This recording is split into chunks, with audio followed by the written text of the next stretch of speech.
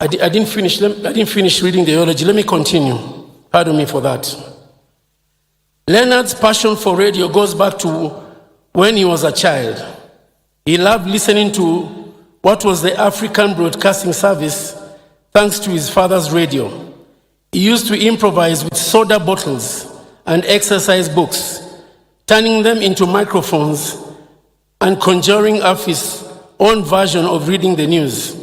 Working in radio was a seed that was planted in him really young. In 1963, Leonard secured a job with Nakuru Baraza newspapers as a linotype machine operator. He was then transferred to Nairobi, where he worked in the newsroom as a reporter.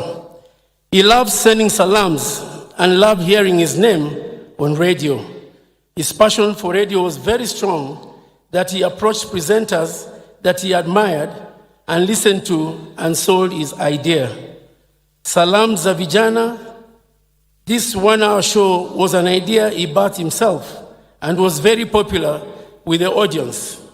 He did this for free while still working for the Standard, and then opportunity came knocking at his door, and his dream became a reality. In 1964, he secured a job with the Voice of Kenya, the VOK, and KBC as a presenter. Leonard was proof that dreams are valid. 2 years later, in 1966, Leonard gave the country the most popular and longest-running radio show, Je, Huu ni Ungwana? A catchphrase that is known to every Kenyan home. This radio staple was Leonard's way of using his own words to creating a nation anchored on moral values, a nation that attaches more significance to courtesy and morality than riches. Je, Huu ni Ungwana could be described as Sunday school for Kenyans. The program successfully transitioned from its radio format to TV, something which brought him much joy as he also enjoyed being in front of camera. While at KBC, he was a presenter, newsreader, sports commentator, and editor. However, he was also a teacher, trainer, mentor, and leader for many who chose to pursue a career in radio. No one can deny that Leonard loved his job.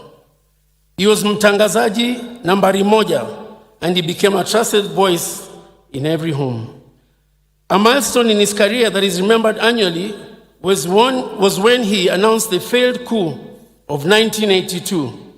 He was never one to shy away from recounting the harrowing events of Sunday of August 1st, 1982. His renowned announcements have etched his name into the record books of Kenya's history. His eloquence, dedication, charisma, and delicate voice and mastery of the Kiswahili language did not go unnoticed, and he was seconded to work for the Presidential Press Service in 1984. By the time Leonard retired, he had been on air for 58 years. As a result of his stellar performance in journalism, Leonard earned presidential awards such as the Head of State Commendation, HSC, and Order of Grand Warrior, OCW. In 2009, the government recognized his contribution to the media by naming him a national hero. In 2022, this AFC Leopards and Arsenal Football Club fan was appointed a member of the National Heroes Council. In 2023, Leonard added another feather to his publishing his memoir, Je, Huu ni Ungwana, a publication that journeys through the various chapters of his life. Family. A publication, let me take that again. A publication that journeys through the various chapters of his life, family history that is traced back to Malawi and his passion for his work. Indeed, Leonard was one of the few who were able to identify their passion and talent from an early age and get to enjoy a lifelong career from it, leaving an indelible footprint in the hearts of many along the way. The farewell. Leonard fell sick a while back and was in and out of hospital. However, on Thursday, 6th February, his condition deteriorated, and he peacefully rested on Friday 7th at 9:30 at Nairobi South Hospital. Leonard was a people's person liked by many friends, workmates, neighbors, to mention but a few, mostly, of course, by his entire family and relatives. He was very loving and always keen to know the well-being of his larger family. Leonard was very passionate about music and had an electric memory and a wealth of knowledge, especially for the Congolese songs and zilizopendwa genre. Leonard loved to sing and enjoyed entertaining crowds with his performances in various functions. He was always co-opted as a band member without the missing a beat, as if there had been a previous rehearsal. There are many TikTok videos of him singing away. Leonard was a true entertainer, a master of the mic.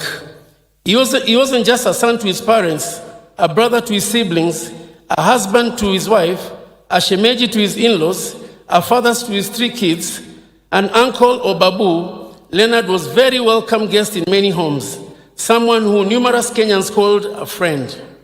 Leonard Mambo Mbotela was a man of Mungwana, and of course, who we as a family were honored and blessed to have shared him with the nation and country that he loved. Thank you, Leonard Mambo, for your generous service to all of us, and our airwaves will never be the same again. Rest well, Dad. Rest well, Kaka Leonard. Rest well, Babu. Rest well, Uncle.